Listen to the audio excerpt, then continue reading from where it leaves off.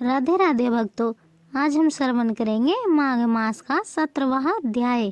कथा श्रवण करने से पहले हमारा YouTube चैनल सब्सक्राइब और वीडियो को लाइक जरूर करें। तो चलिए कथा श्रवण करते हैं। अप्सरा कहने लगी कि हे राक्षस, वह ब्राह्मण कहने लगा कि इंद्र इस प्रकार अपनी अमरावतीपुरी को गया, सो हे कल्याणी, तुम भी देवताओं से सेवा किए जाने वाले प्रयाग में माघ मास में स्नान करने से निष्पाप होकर स्वर्ग में जाओगी।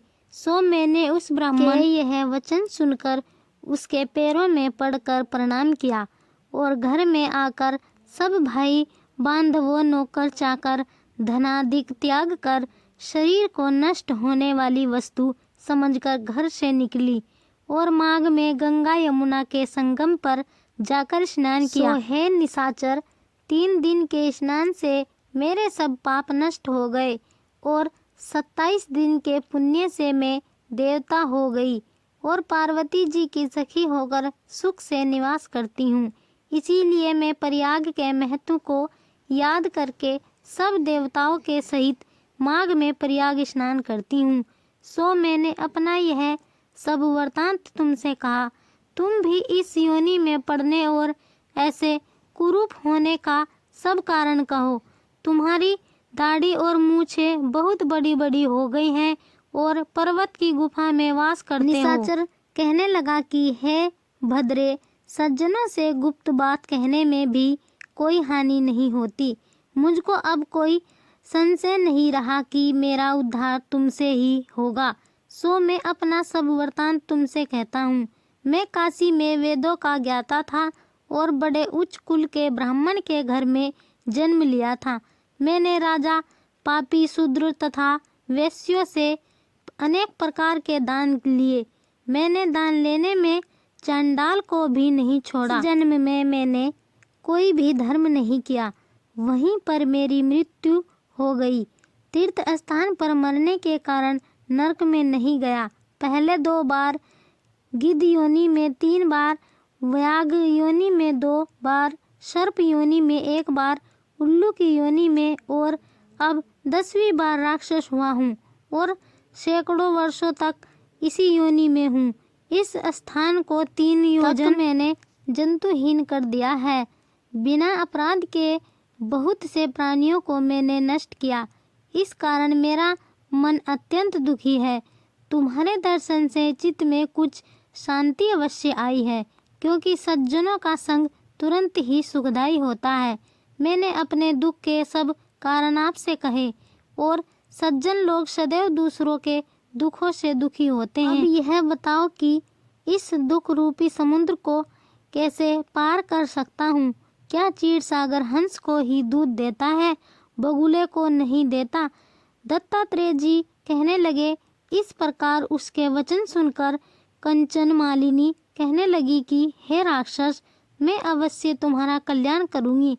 मैंने दृढ़ प्रतिज्ञा की है कि तुम्हारी मुक्ति के लिए प्रयत्न करूंगी। मैंने बहुत बार प्रयाग में माघ स्नान किया है। वेद जानने वाले ऋषियों ने दुखी को दान देने की प्रशंसा की है। समुद्र में जल बरसने से क्या लाभ। प्रयाग में स्नान करने का 1 बार का फल मैं तुमसे कहता हूँ। उसी के तुमको स्वर्ग की प्राप्ति होगी। उसके फल का अनुभव मैं कह चुकी हूँ। तब उस अप्सरा ने अपने गीले वस्त्र का जल निचोड़कर जल को हाथ में लेकर माघ मास के फल को उस राक्षस के समर्पण किया। उसी समय पुण्य प्राप्त वह राक्षसी शरीर को छोड़कर तेजमय सूर्य सदृश देवता रूप हो गया। आकाश में विमान पर चढ़कर अपनी शांति से चारों दिशाओं को प्रकाशित करता हुआ कांचन मालिनी की प्रशंसा करता हुआ शोभायमान हुआ और कहने लगा कि ईश्वर ही जानता है तुमने कितना उपकार मुझ पर किया है। अब भी कृपा कुछ शिक्षा दो, जिससे मैं कभी पाप न करूं। अब मैं तुम्हारी आज्ञा पाकर स्वर्ग में जाऊंगा। तब कांचन मालिनी ने कहा कि सदैव धर्म की सेवा करो, काम रूपी शत्रु को जीतो, दूसरों के गुण तथा दोषों का वर्णन मत करो, शिव और वासुदेव का पूजन करो, इस देह का मोह मत करो, पत्नी पुत्र धन आदि की ममता त्यागो, सत्य बोलो, वैराग्य भाव धारण कर योगी बनो। मैंने तुमसे यह धर्म के लक्षण कहे। अब तुम देवता रूप होकर शीघ्र ही स्वर्ग को जाओ। दत्तात्रेय जी कहने लगे कि इस प्रकार गंधर्वों से शोभित वह राक्षस कांचन मालिनी को नमस्कार करके स्वर्ग को गया।